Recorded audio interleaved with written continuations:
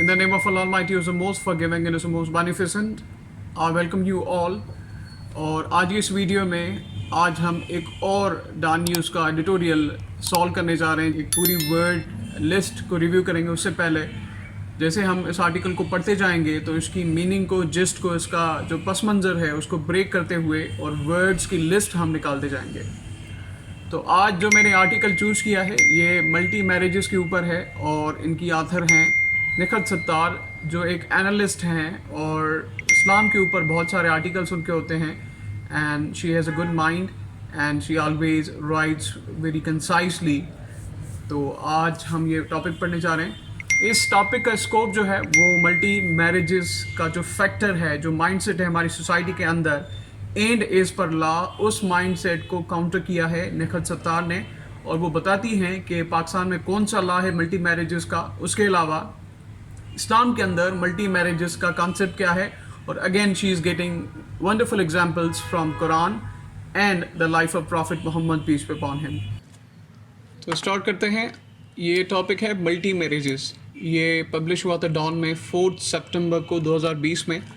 और इस टॉपिक को सिलेक्ट करने का मकसद ये है कि ये बहुत ही अहम तरीन टॉपिक है, खास करके जो कॉन्सेप्ट ऑफ मल्टी मैरिजेस है इस्लाम के अंदर, उसके हवाले से। और आज फिर I have chosen this writer. इनका नाम है निखत सत्तार। बहुत ज़बरदस्त आर्टिकल्स लिखती हैं और इनकी लैंग्वेज बहुत कंसाइज होती है।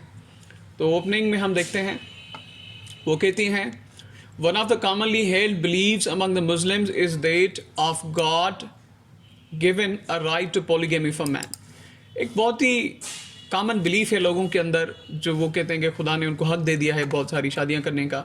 आगे पॉलीगैमी असल में इस वर्ड की मीनिंग है बहुत सारी शादियां करना। तो जब एक मर्द बहुत सारी शादियां करता है, एक से ज़्यादा करता है, उसे हम पॉलीगैमी कहते हैं। Polygamy is a legal in many Asian and African countries. Polygamy African और एशियन कंट्रीज़ में बहुत ही लीगल है शादियां करना।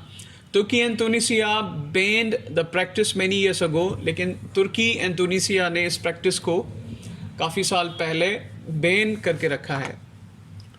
इन Malaysia approval from the sharia court is required, लेकिन मलेशिया के अंदर शरिया कोर्ट है उनकी, वहाँ से अप्रूवल रिक्वायर्ड है। उसके बाद the practice is less common in the sub continent perhaps because of economic reasons. लेकिन यहाँ सब कॉन्टिनेंट में ये प्रैक्टिस बहुत ही कम है क्योंकि उसके पीछे इकोनॉमिक रीजंस हैं, लेकिन लोगों का बिलीफ है कि वो बहुत सारी शादियाँ करें। In Pakistan, family law requires written permission from the man's first wife to marry again.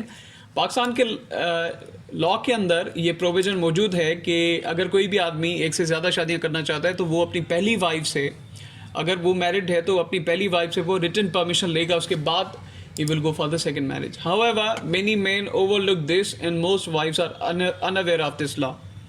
बहुत सारे लोग पाकिस्तानी सोसाइटी के अंदर इस बात पे ध्यान नहीं देते, फिर भी शादियां करते हैं और उनकी जो बीवियां हैं उनको इस लॉ को पता ही नहीं।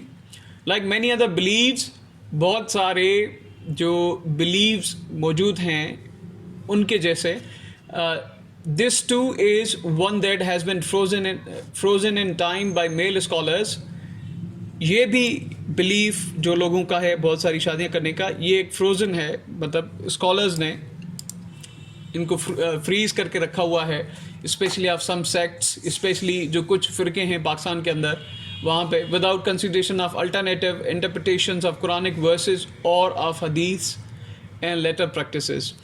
तो बजाय जो प्रोविज़न मौजूद है कुरान और हदीस के अंदर, उसको अवॉइड करके उन लोगों ने ये माइंडसेट बना के रखा है कि बहुत सारी शादियाँ करना जायज़ है और अपनी बीवी से सलाह मशवरा किए बगैर, उसकी परमिशन के बगैर। अब कुरान की आयत है 4.3 स्टेट्स, इफ़ ये fear that you should not be able to deal justly with the orphans, marry women of your choice. अगर तुम ये समझते हो कि तुम जो अनाथ लोग हैं, ऑर्फन्स कहते हैं हम अनाथ लोगों को, तो उनके साथ अगर तुम डील ठीक से नहीं कर पा रहे तो मेरी women of your own choice, तो अपनी मर्ज़ी से, अपनी मर्ज़ी की औरत से तुम शादी करो, औरतों से शादी करो। 2 और 3 और 4, मतलब 4 तक लिमिटेशन है, 2 से करो, 3 से या 4 से। बट इफ़, अब यहाँ पे बट इफ़ आ गया, यहाँ पे एक कंडीशन रखी हुई है। इंग्लिश के अंदर जब भी बट आता है और इफ़ ये दोनों कंडीशनल्स हैं, तो यहाँ पे कंडीशन रखी गई है, मतलब इस कंडीशन के अलावा ये नहीं हो सकता. बट इफ़ ये fear that ये shall not be able to deal justly, अगर तुम ये समझते हो कि तुम उनके दरमियान इंसाफ नहीं कर पाओगे with them, then only one, तो फिर तुम एक ही शादी करो. That will be more suitable, यही तुम्हारे हक में बेहतर है, to prevent you from doing injustice, क्योंकि ये तुम्हें नाइंसाफ़ी करने से बचाएगा. अब ये एक्सप्लेनेशन हो गई पहली आर्टिकल का, जो जिस्ट है, जो कॉन्सेप्ट है, जिस कॉन्सेप्ट में जाना चाह रही है राइटर, वो क्लियर हो गया. अब इसका सेकंड पार्ट है, इसमें कुछ काउंटर आर्ग्यूमेंट्स हैं, उनको हम पढ़ेंगे. तो ये जो पॉइंट ऑफ व्यू है राइटर की against poly marriages, against multi marriages, इसको हम ठीक से देखेंगे. In Islam polygamy is an allowance for specific circumstances. जो मल्टी मैरिजेस हैं वो इस्लाम में सिर्फ एक राइट नहीं है, लेकिन ये सर्कमस्टेंसेस की बुनियाद पे की जाते हैं, एक कंडीशन है. There are two very significant instructions here. यहाँ पे दो significant instructions दिए गए हैं. The first is that men were allowed to marry more than once up to a limit of 4 in order to take care of the orphans who had been left behind when their fathers were killed. पहली condition ये है कि उन औरतों से शादी करनी है जिनके हस्बैंड्स, जिनके शोहर जंगों में मारे गए थे. अब उनके पीछे उनकी संतान है, उनकी औलाद है, उनकी देखभाल करने के लिए ये पहली प्रोविज़न है. Men are asked to marry the mothers of these orphans.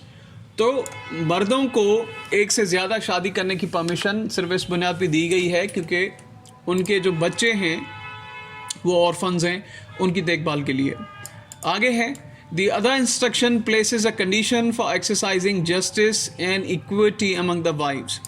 दूसरी प्रोविज़न ये है कि अपनी बीवियों के बीच में इंसाफ और बराबरी जो रख पाए तो वो शादियां कर सकता है. अब बराबरी क्या है, आगे इसको हम ज़्यादा क्लैरिफाई पढ़ेंगे. Followed by a statement suggesting that it is likely this will not be possible in the case the men are asked to refrain from doing injustice. अगर वो उनके दरमियान इंसाफ नहीं कर पाते हैं, अपनी जिम्मेदारियां नहीं निभा पाते हैं, तो फिर उनको जो है वो दूसरी शादी नहीं करनी चाहिए, मल्टी मैरिजेस नहीं करनी चाहिए, और क्योंकि वो नाइंसाफ़ी से बचें, मतलब नाइंसाफ़ी को हराम करा दिया गया है इस्लाम के अंदर. According to Dr. Khalid Abu il-Fadl, during the times of the Prophet, peace be upon him, there were many orphans in Meccan and Madani societies, specifically after the battles of Badr, Uhud and Ahzab. तो ये reference writer ने दिया है doctor Khalid का, उनकी जो study है उसके रेफरेंस है कि प्रॉफिट मोहम्मद सल्लल्लाहु अलैहि वसल्लम के ज़माने में मक्की और मदनी सोसाइटीज़ में बहुत सारे ऑर्फन्स थे, क्योंकि बहुत बड़ी जंगें हुई थी, जंगें बदर, ओहद और अहज़ाब. तो उनके नतीजे में बहुत सारे जो मैन थे वो मारे गए थे, जंगों के अंदर शहीद हुए थे. उसके बाद ये एक सोशल क्राइसिस पैदा हुआ. The verse was aimed towards social welfare rather than satisfying the desires of man. ये आयत जो एक प्रोविज़न देती है लोगों को एक से ज़्यादा मैरिजेस करने के लिए, ये एक प्रोविज़न है सोशल वेलफेयर के लिए, ना कि अपनी ख्वाहिशात को तस्कीन देने के लिए. ठीक है, वो ख्वाहिशात जो हमारी सोसाइटी में काफ़ी लोगों के पास है, तो वो ख्वाहिशात को पूरा करने के लिए नहीं है, बल्कि लोगों के अंदर बराबरी पैदा करने के लिए है. Okay. The Quran pays great attention to welfare of the orphans and hence the instruction to support them. तो कुरान बहुत ज़्यादा स्ट्रेस देता है ऑर्फन्स को संभालने के लिए, उनको सपोर्ट करने के लिए, और बहुत ही सख्ती से इस बात को पेश करता है. Who can say honestly that the men today are interested in supporting orphans and to do this they marry again? कौन कहता है हकीकत में कि आज की सोसाइटी के अंदर लोग ऑर्फन्स को सपोर्ट करने के लिए मैरिजेस करते हैं? ये बिल्कुल हकीकत है, ऐसी बात नहीं है. they just try to satisfy their desires. Further, it is not possible for humans to do justice to multiple wives. दूसरी बात ये कि इंसान के लिए ये पॉसिबल है ही नहीं कि वो बहुत सारी बीवियों के दरमियान इंसाफ कायम कर सके. Equity does not mean wealth. और बराबरी एक होती है इक्वलिटी, दूसरी इक्विटी। इक्वलिटी में ये है कि 100 रुपीज़ आपके पास हैं, अगर आप 5 हिस्सों में इसको तकसीम करना चाहते हैं तो वो 20 रुपये एक को आएंगे। लेकिन इक्विटी का मकसद है कि लोगों की नीड के हिसाब से आप चीज़ों को डिवाइड करेंगे। अगर एक की ज़रूरत 50 रुपीज़ है तो एक को 50 मिलेंगे, बाकी जो बचेंगे फिर वो हम इक्वली डिवाइड करेंगे, ठीक है। तो ये कॉन्सेप्ट है, मतलब सिर्फ वेल्थ को डिवाइड करना ही इंसाफ नहीं कहलाता। The point here is love, यहाँ पे जो पॉइंट है वो मोहब्बत है। Attention and compassion that the Quran calls for between partners in a marriage, ये मोहब्बत है। उसके बाद अटेंशन है। अटेंशन मतलब जब भी ज़रूरत पड़े, घर में कोई बंदा आए या ज़िंदगी में सपोर्ट करने के लिए अपने पार्टनर को, आपका अटेंशन दरकार होता है। कंपेशन हम कहते हैं खुशी और गम में साथ देना, और एक permanent kind of attention towards life partner है, उसे हम कहते हैं, ठीक है। कंपेशनेट लव जैसे हम कहते हैं, ठीक है। तो दुख सुख में आप उनका साथ दें, इस रिलेशन इक्वलिटी की बात की गई है। Most of the companions had one wife and although the profit सल्लल्लाहु अलैहि वसल्लम मैरिड मेनी टाइम्स, बहुत सारे जो कंपेनियंस थे हुजूर सल्लल्लाहु अलैहि वसल्लम के, उनकी एक शादी थी और ख़ुद हुजूर सल्लल्लाहु अलैहि वसल्लम ने बहुत सारी मैरिजेस की। उसका जो रीज़न है वो आगे इस आर्टिकल में है। He remain loyal to Khadija रज़ियल्लाहु तआला अन्हा for 25 years until her demise. वो जो उनकी पहली बीवी थी हज़रत खदीजा रज़ियल्लाहु तआला अन्हा, उनके साथ 25 साल तक वो लॉयल रहे, उन्होंने कोई दूसरी शादी नहीं की। और जब उनका डेमाइस हो गया, उनका इंतकाल हो गया, तो उसके बाद after her all his marriages were for either political और ह्यूमनिटेरियन पर्पसेस।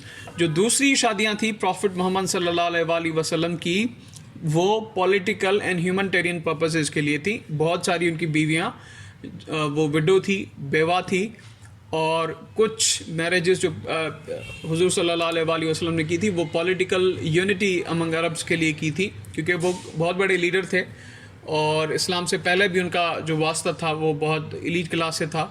और जब वो इस्लाम लाए तो ज़ाहिर सी बात है उनकी एक प्लेस थी सोसाइटी के अंदर, पीसफुल पर्पस के लिए यूज़ किया। और मैरिजेस की बहुत कबाइल से, जिस तरीके से सब कबीले इस बात को पुख्ता रखें कि मोहम्मद पीस पे upon him is one of them, और इसी तरीके से इक्वलिटी कायम रही।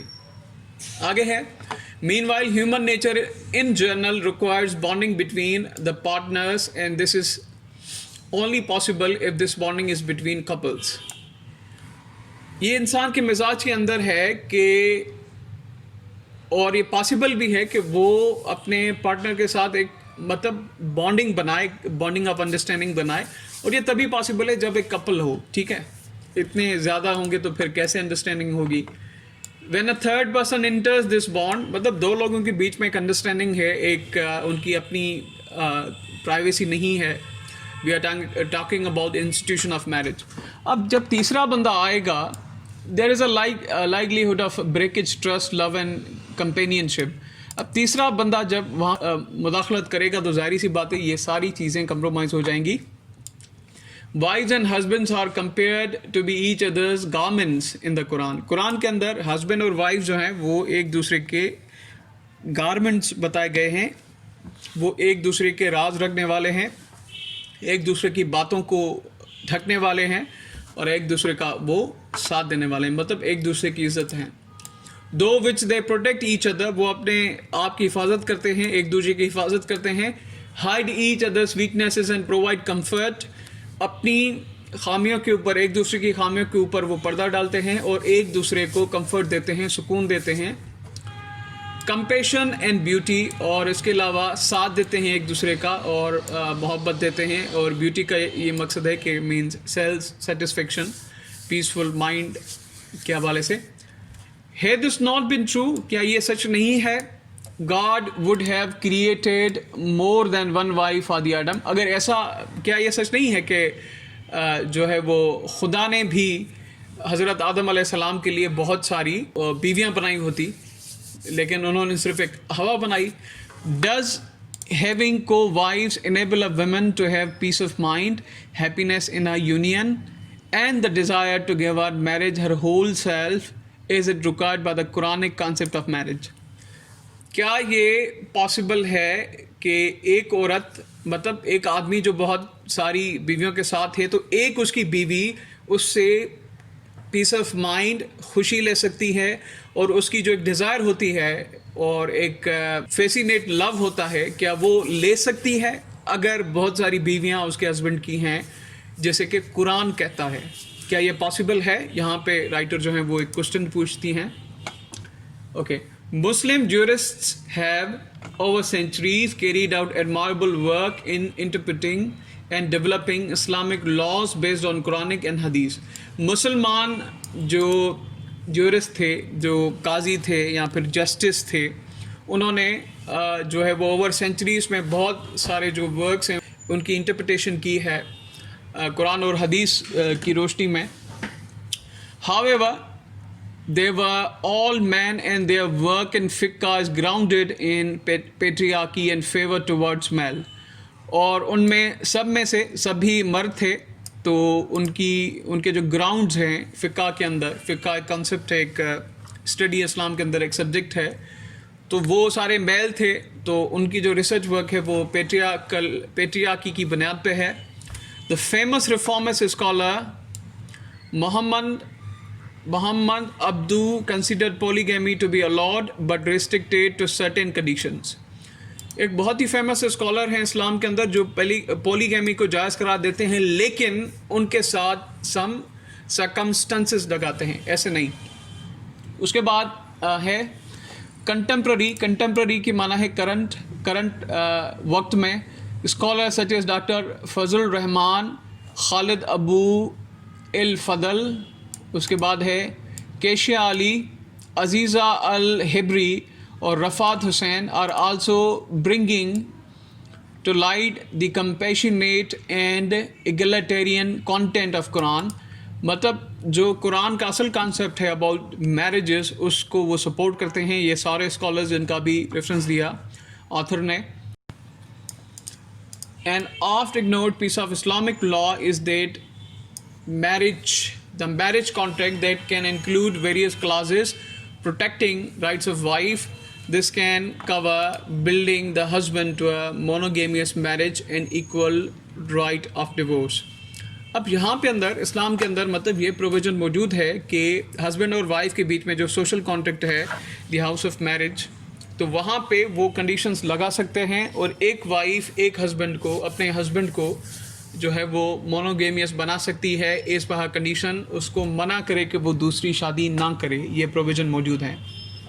उसके आगे है a strange message has been circulating on social media. एक बहुत ही अजीब मैसेज सोशल मीडिया के ऊपर सर्कुलेट हो रहा है. It quotes from a UN report on the number of unmarried girls in Pakistan, जहाँ पे यूनाइटेड नेशंस की रिपोर्ट के हिसाब से जो नंबर ऑफ अनमैरिड गर्ल्स है पाकिस्तान में, उनके हवाले से ये चीज़ है.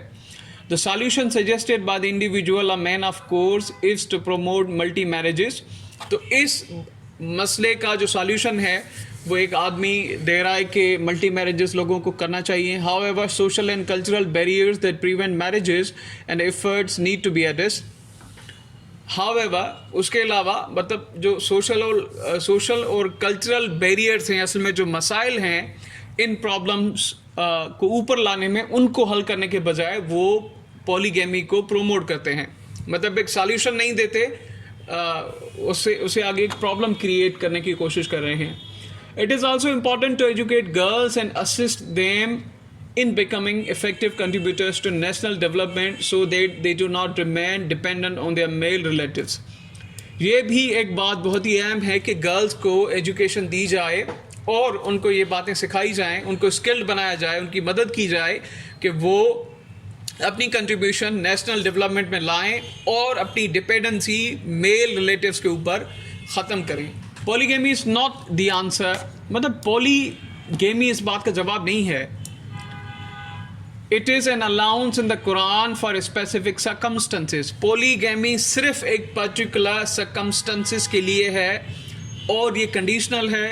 इसके अलावा polygamy की कोई permission इस्लाम के अंदर नहीं है. Last यहाँ पे line है, this could be right time to undertake a review of how law allowing multiple marriages is being implemented and ensure necessary measures for peaceful and equitable unions. अब ये भी this could be right time to undertake a review, मतलब जो polygamy culture यहाँ पे है उसको भी हमें देखने की ज़रूरत है, उसको रिव्यू करने की ज़रूरत है कि क्या ये सही है या गलत, और is being implemented and ensure necessary measures for peaceful and equitable unions. तो पोलीगेमी को स्टॉप करने के लिए हमें स्टेप्स उठाने पड़ेंगे, क्योंकि ये एक प्रोटेक्शन साबित होगी। पोलीगेमी अगर नहीं होती, जो पीसफुल और अमन के साथ और जो बराबर यूनियंस हैं, यूनियंस की बात यहाँ पे मैरिजेस की है, तो उसको प्रोटेक्ट करने के लिए पोलीगेमी को हमें डिस्करेज करना होगा। तो ये था एक बहुत ज़बरदस्त आर्टिकल। आई होप आपने बहुत ज़बरदस्त तरीके से समझा होगा। और अब हम जाएंगे वोकैबुलरी के ऊपर। आई होप कि अब ये पूरा आर्टिकल आपके माइंड में इसका जो स्केच है वो कम्प्लीटली समझ में आ गया होगा आपको, और इसके जो वर्ड्स हैं उनको भी मैंने एक्सप्लेन किए, लेकिन आपकी हेल्प के लिए this is a list of words जो इस आर्टिकल में मुझे डिफ़िकल्ट लगे और बहुत ही कॉमन वर्ड्स यूज़ होते हैं आजकल की राइटिंग में। ये इन वर्ड्स की सारी लिस्ट है, तो आप उनको देख लें वीडियो को पास करके। अगर इसके अलावा कोई भी और वर्ड है जो आपको अपार्ट फ्रॉम डिक्शनरी समझ में नहीं आ रहा, तो आप कमेंट कर सकते हैं, then I will try my level best to get the meaning of these words. Thank you.